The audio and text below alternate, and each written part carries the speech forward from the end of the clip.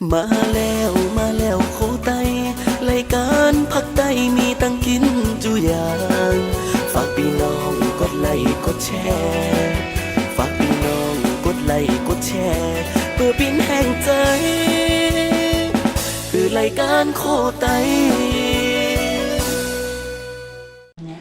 มาสู้กันนะยินดีเข้าสู่รายการโคไตค่ะเมื่อในโคไตเฮาติดโจพี่น้องเข้ามาจิ้มตัวฝีมือนางเอกคาค่ะนะในค่ะนะเมื่อในเฮาติเฮ็ดเมนูในค่ะนะเฮาติตำส้มตำส้มค่ะนะในค่ะเฮาติตำตึงกุ้งตึงข้าวเส้นในค่ะนะรอแลกันค่ะนะในค่ะมันติมีกุ้งสดๆเด้แล้วก็มีกุ้งโลกไว้แล้วก็ปลาหมึกที่เฮาโลกไว้ในค่ะนะแล้วก็เครื่องมันในค่ะนะนี่ครับกะปิน้ำปลาจังไหนครับนะมาครับเรามาลองตัวในเขาเฮ็ดกันนะขั้นตอนแรกเขาติดตำหอมขาวตั้งกันนะใส่หอมขาวย่อแล้วค่อยใจเขานี่เขาใจพริกลิบสดๆด้วยกันเนาะเนี่ยเนาะหอมใจพริกแห้งกันนะมันก็ใจพริกแห้งกันเลยค่ะนะจิ้มกว่าจอมกันค่ะนะว่าตีเข้มตันเลยนี่ค่ะนะมือในเตขาเตเป็นกำลังใจแห้งใจกันนะไปเลยเฮ็ดกันนะ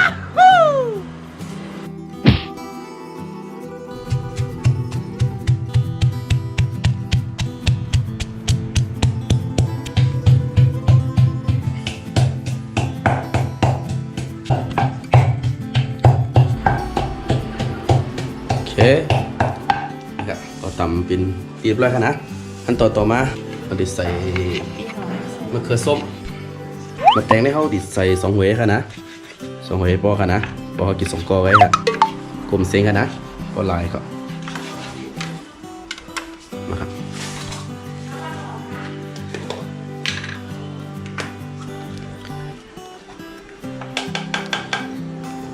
ฝากพี่น้องกดไลค์กดแชร์เป็นแห่งใจค่ะนะในการโคไต้เฮานี่ค่ะนะ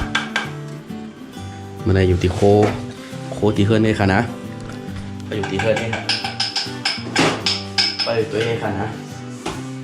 ไปเลยยังค่ะน้ำตาลก็ติดใจน้ำตาลฟิตในค่ะนะเติมมะนาวเข้ากว่าค่ะนะไปซอสส้มๆนี่ก็ใส่หลายๆค่ะโอเคใส่จับๆค่ะห้ามใส่ตุ้มส้มค่ะนะ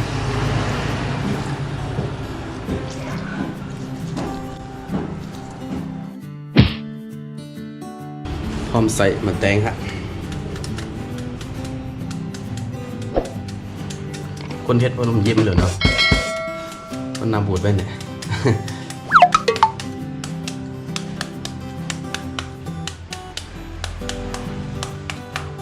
ลองจับมือครับน้ำลายไหลค่ะหันกันในกันนะก็ครึ่งแค่จิ๋วนะนี่ครับก็สีพริกนั่นเองจังบอกจังรัดความยาวค่ะนะนี่ครับเห็นจึงไหนนี่ค่ะนะมันสุดที่ได้ผมเลยค่ะนะสุดดอกค่ะนะ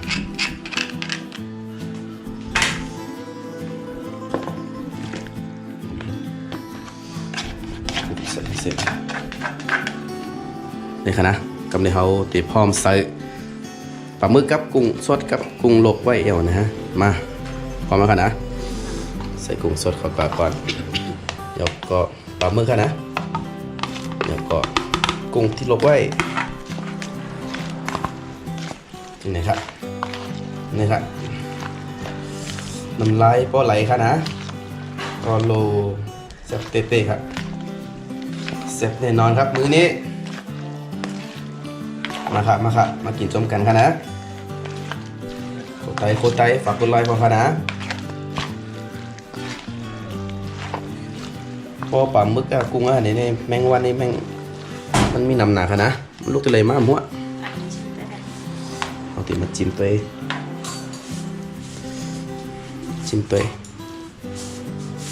เอากิบขนมใส่นึงเอาเส้นใส่นึงเอาจิ้มด้วยปลาหมึกอันตังค่ะนะพอติเป็นชื่อฝีมือได้ค่ะได้แคบๆนี่ค่ะจิ้มด้วยค่ะ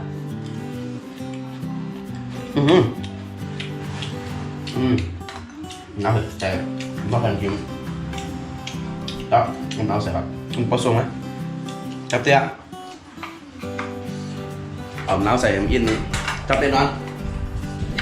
ส่วนเข้ากันสุดยอดเพียรนะนี่เป็นสีสันครับอันโลดีกินเต้ๆกันนะ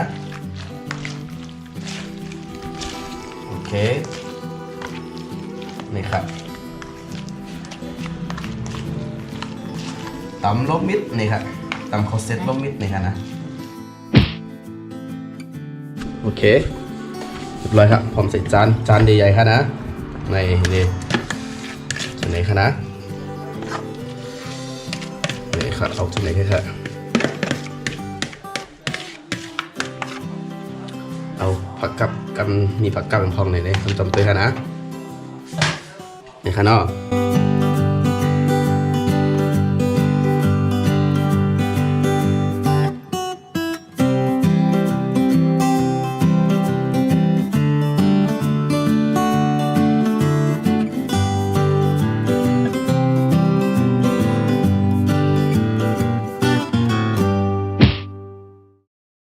โอเคนะพร้อมกินค่ะนะในค่ะคือหน้าตาค่ะนะในค่ะนะน่ากินเนอะว้าวโอเคพร้อมมาจิ้มด้วยค่ะฝีมือนางเอกค่ะนะนี่อย่างเร็วค่ะเนี่ยผมรัดความอย่างในค่ะเนี่ยเอาติมาลองกุ้งสดๆไงกันฮะนี่นะกุ้งสดกันนะเอาจิ้มด้วยค่ะอย่างเร็วค่ะผมกินกับอย่างเตอะ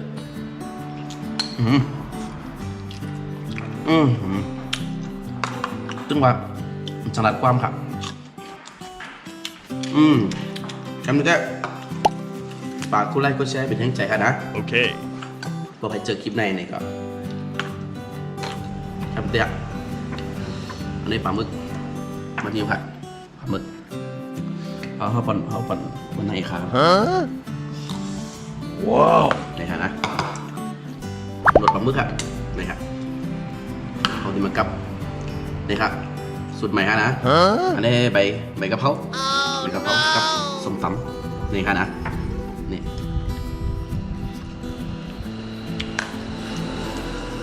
เป็นพ่อว้าวเข้าท่ามันปืนเหมือนพริกอ่ะเอาคำเด็ดอ่ะเข้าท่าเอาที่ปั่นในเอาชิมด้วยกุ้งสดใจกุ้งสุกอ่ะมานี่ค่ะนะเชื่ออร่อยเนาะคุณเทียนเนี่ยป้อมหวานนี่ชื่อเนาะคุณเทียนมันถึงว่าอร่อยฮะมาเด้อพี่น้องเขาเห็นอีสานเปิดเขาว่าที่ไหนตลอดนะ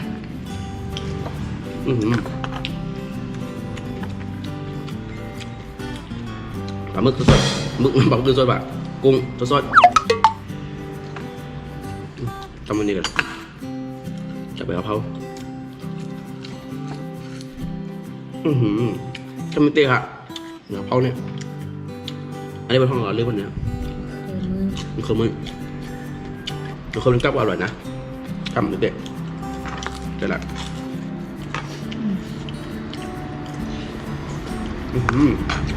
สุดยอดอันนี้บอลลืมออกเลยปะ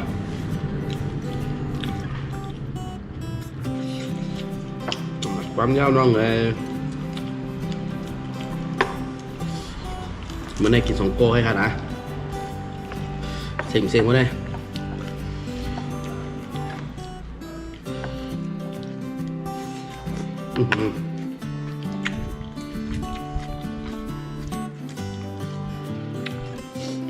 คือมัน